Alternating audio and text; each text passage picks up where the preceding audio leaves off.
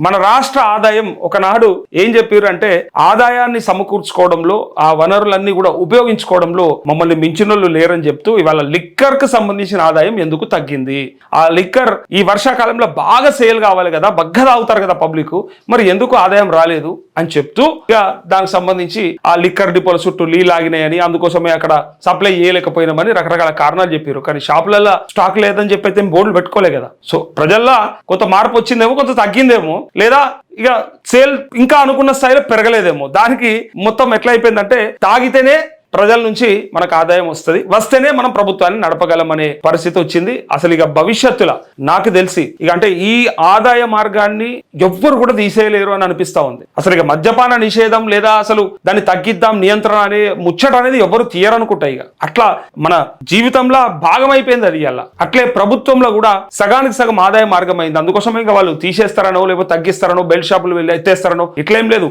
గల్లీకో shop, ఊరుకో రెండు షాపులు, ఇంకా అక్కడక్కడ ఇంకా నీరా కేఫుల్ లాగా బీర్ కేఫుల్ కూడా స్టార్ట్ అవుతా ఉన్నాయట. సో ఇక యువత ఎటువైపు పోతుంది ఏమైతుంది అనేది ఇక భగవంతునికి ఎరక. ఇక